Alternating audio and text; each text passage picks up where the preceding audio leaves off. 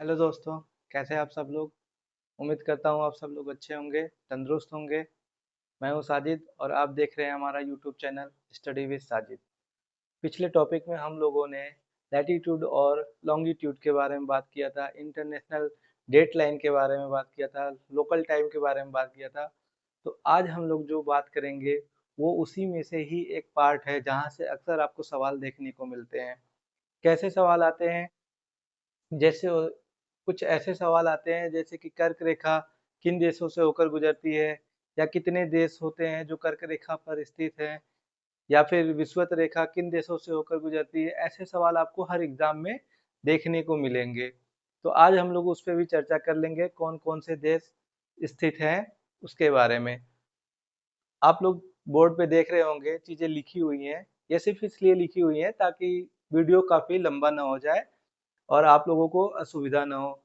और चीज़ें अगर नहीं दिखाई दे रही होंगी, स्पष्ट नहीं दिख रही होंगी, तो मैं प्रयास करूंगा कि आपको बोल के चीज़ें नोट करा सकूं ताकि आपको कोई असुविधा ना हो। सबसे पहले बात कर लेते हैं कर्क रेखा के बारे में, जिसको हम लोग ट्रॉपिक ऑफ कैंसर भी बोलते हैं। ये जो होता है 3 महाद्वीपों से होकर गुजरता है। कौन कौन से महाद्वीप है?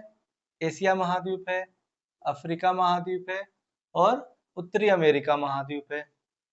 ये 3 महाद्वीप से 6 जल निकायों से और 16 देशों से होकर गुजरती है। इसमें से जो बात करते हैं तो एशिया से कितने देश हैं? 8 देश एशिया से होते हैं, 7 देश अफ्रीका से होते हैं और 2 देश जो हैं ये उत्तरी अमेरिका के हैं। 6 जल निकायों की जब बात करते हैं तो कौन कौन से जल निकाय हैं? एक अपना हिंद महासागर है, और एक है प्रशांत महासागर और अटलांटिक महासागर, एक है मैक्सिको की खाड़ी, दूसरा है लाल सागर और एक है ताइवान जल संधि। ये 6 जल निकाय हैं जहाँ से कर्क रेखा होके गुजरती है। अब देशों की बात कर लेते हैं तो चीन है, ताइवान है और अपना देश भारत है। ये- जब भारत की बात करेंगे तो भारत के 8 राज्यों से होकर गुजरती है, इस पे हम लोग आगे चर्चा कर लेंगे। म्यांमार है, बांग्लादेश है, ओमान है, यूएई है, सऊदी अरब है, लीबिया है, मिस्र है, नाइजर है और अल्जीरिया है, माली है, पश्चिमी सहारा है, मॉरिटानिया, बहामास, मैक्सिको। ये जो 2 देश आप देख रहे हैं बहामास और मैक्सिको, ये कहाँ पर है? उत्तरी अमेरिका में स्थित है। और यहाँ से आप देख रहे हैं लीबिया से, लीबिया, मिस्र, नाइजर, अल्जीरिया, माली, पश्चिमी सहारा, मॉरिटानिया, ये कौन से देश है? अफ्रीका महाद्वीप के देश है। यहाँ से कर्क रेखा गुजरती है। अब बात कर लेते हैं मकर रेखा के बारे में। तो ट्रॉपिक ऑफ कैप्रिकॉर्न के नाम से ये जाना जाता है। ये भी 3 महाद्वीपों से होके गुजरती है। जितनी भी रेखाएं हैं वे सभी 3 महाद्वीपों से होके गुजरती हैं। तो ये जो है दक्षिणी अमेरिका से होके गुजरती है, अफ्रीका से भी होके गुजरती है और ऑस्ट्रेलिया से भी होके गुजरती है। अब इसमें जो है जल निकाय के बारे में बात करते हैं कि कितने जल निकायों से होके गुजरती है। तो जब हम मकर रेखा को देखते हैं तो ये हिंद महासागर से भी होके गुजरती है, अटलांटिक महासागर से होके गुजरती है और प्रशांत महासागर से होके गुजरती है। यानी ये कितने जल निकायों से होके गुजर रही है? ये 3 जल निकायों से होके गुजर रही है। कौन कौन से हैं? हिंद महासागर, अटलांटिक महासागर और प्रशांत महासागर, ये 3 प्रमुख है जहाँ से कर्क रेखा होके गुजरती है। अब बात देश की कर लेते हैं कि कौन कौन से देशों से होके गुजरती है। तो ये जो है Argentina, Chile, Brazil, Paraguay, Namibia, Botswana, दक्षिण अफ्रीका, मोजाम्बिक, मेडागास्कर और ऑस्ट्रेलिया से होके गुजर रही है। तो कितने देश हैं? 10 देशों से होके गुजर रही है। कितने देशों से होके गुजर रही है? 10 देशों से। 3 महाद्वीप हो गए, 10 देश हो गए और 3 जल निकाय हो गए। तो इस तरह से मकर रेखा जो है इन स्थानों से होके गुजर रही है। अब बात करते हैं विषुवत रेखा की, जिसको हम लोग इक्वेटर के नाम से जानते हैं। एक चीज और नोट कर लीजिएगा आप लोग, ताकि आप लोग को दिक्कत ना हो। कर्क रेखा जो होती है ये 23.5 डिग्री उत्तरी अक्षांश जो होती है, इसी को हम लोग कर्क रेखा के नाम से जानते हैं। और मकर रेखा जो होती है 23.5 डिग्री दक्षिणी अक्षांश जो होती है, जिसको हम लोग साउथ कहते हैं, उसको हम लोग मकर रेखा के नाम से जानते हैं। और जो 0 डिग्री होती है, 0 डिग्री अक्षांश रेखा, ये मालदीव से होके गुजरती है, किरिबाती से होके गुजरती है। और ये कौन से महाद्वीप के हिस्सा है? ये है एशिया महाद्वीप के हिस्सा है। इंडोनेशिया भी आपका यही है, ठीक है।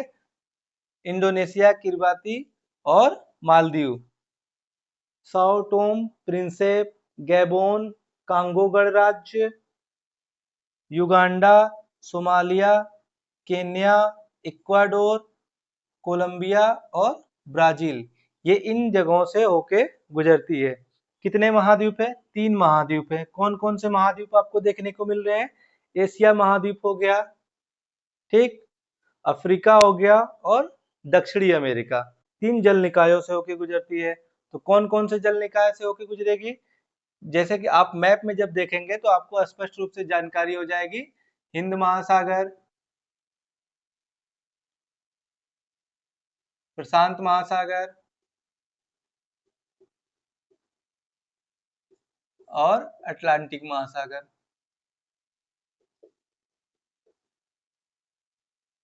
ये कुछ प्रमुख स्थान है जहां से ये होके गुजरती हैं। अब बात करते हैं 0 डिग्री देशांतर के बारे में।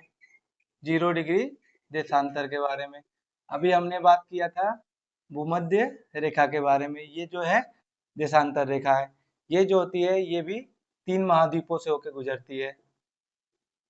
3 महाद्वीप से होके गुजरती है। और कितने देशों से? 8 देशों से होके गुजरती है। 8 देशों से होके गुजरती है। कौन कौन से देश हैं? इस पे हम लोगों ने चर्चा किया था। इसको 0 डिग्री देशांतर को हम लोग क्या बोलते हैं? ग्रीनविच के नाम से भी जानते हैं। इसको हम लोग ग्रीनविच के नाम से भी जानते हैं। ग्रीनविच, जो कि लंदन के एक शहर, लंदन का एक शहर है, वहीं से ये होके गुजरती है, इसलिए हम लोग इस 0 डिग्री को ग्रीनविच के नाम से जानते हैं। और ये 8 देशों से होकर गुजरती है।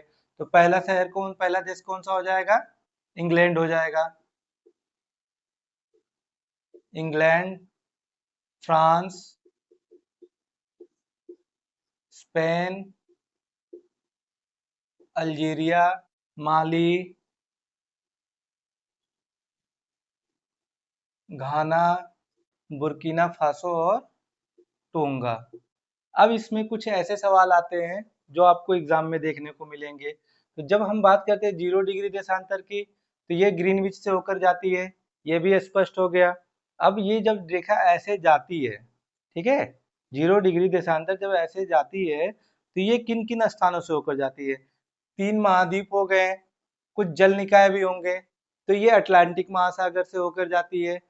मुख्य रूप से हम बात करेंगे तो ये जो है अटलांटिक महासागर से होकर गुजरती है, नॉर्वेजियन सागर से होकर गुजरती है। तो कुछ ऐसे सवाल आपको देखने को मिलेंगे।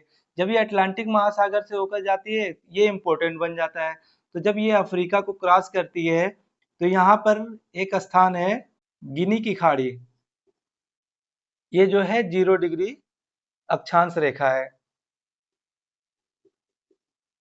0 डिग्री अक्षांश रेखा को ये कहाँ पर काटती है? गिनी की खाड़ी में काटती है, जो कि कहाँ पर है? ये अटलांटिक महासागर में है। अटलांटिक महासागर में।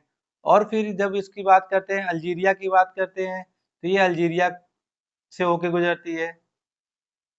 कर्क रेखा की बात करेंगे तो ये अल्जीरिया कर्क रेखा को कहाँ काटती है? अल्जीरिया में काटती है। और मकर रेखा की बात करेंगे, ये कर्क रेखा है।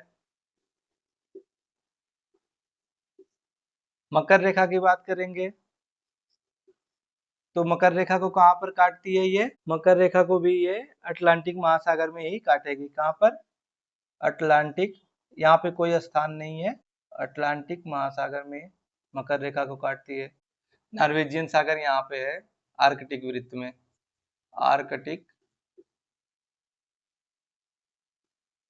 आर्कटिक वृत्त में कहाँ पे इसको नॉर्वेजियन सागर, ये प्रमुख स्थान है जहाँ से 0 डिग्री देशांतर होके गुजरती है। अब बात करते हैं कर्क रेखा की। कर्क रेखा जो है भारत के 8 राज्यों से होके गुजरता है। कर्क रेखा भारत के 8 राज्यों से होके गुजरता है। अब वो कौन कौन से राज्य हैं? सबसे पहले हम बात करेंगे तो ये जो है गुजरात से, गुजरात, राजस्थान, मध्य प्रदेश,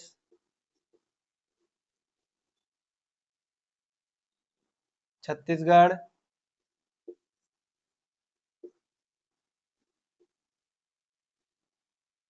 झारखंड, पश्चिम बंगाल,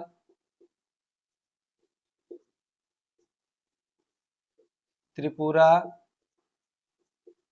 और मिजोरम, जहां से कर्क रेखा होकर गुजरती है। एक सवाल और इम्पोर्टेंट इसमें आता है, दो सवाल होते हैं। पहला सवाल ये होता है कि कौन से राज्य की राजधानी जो है विषुवत रेखा के कर्क रेखा के सबसे करीब है, और एक सवाल आता है कि कौन सी नदी है जो कर्क रेखा को 2 बार काटती है। तो पहले सवाल का जवाब है कि जब पूछेगा कि कौन से राज्य की राजधानी कर्क रेखा के सबसे करीब है, तो झारखंड की राजधानी है, झारखंड की राजधानी है रांची, कर्क रेखा के सबसे करीब है, पास स्थित है। और नदी की बात करेंगे तो माही नदी है, माही नदी कर्क रेखा को 2 बार काटती है। माही नदी कहाँ पर है? ये गुजरात में है। ऐसे ही मकर रेखा के बारे में भी यह पूछता है कि मकर रेखा को कौन सी नदी 2 बार काटती है, तो मकर रेखा को काटने वाली नदी का नाम है, मकर रेखा को माही ओ लिम्पोपो नदी, लिम्पोपो नदी 2 बार काटती है। विषुवत रेखा को कांगो या जायरे नदी, जायरे नदी 2 बार काटती है। ये प्रमुख सवाल होते हैं जो अक्सर आपको एग्जाम में देखने को मिलेंगे। मकर रेखा को लिम्पोपो नदी काटती है, ये कहाँ पर है? अफ्रीका महाद्वीप में ये नदी है, और ये जो है 3 देशों की सीमा बनाती है। लिम्पोपो नदी जो है 3 देशों की सीमा बनाती है, 3 देशों की सीमा बनाती है। और विषुवत रेखा को कांगो नदी जो है 2 बार काटती है, और ये कांगो नदी जो है ये अफ्रीका की दूसरी सबसे बड़ी नदी है। पहली सबसे बड़ी नदी है उसको आप लोग कमेंट में बताइएगा। उम्मीद करता हूँ दोस्तों आप लोगों को ये टॉपिक समझ में आ गया होगा। अगर आप लोगों को वीडियो पसंद आए तो वीडियो को लाइक करिएगा और चैनल को सब्सक्राइब करिएगा, और आप हमारे टेलीग्राम चैनल से भी जुड़ जाइएगा। धन्यवाद।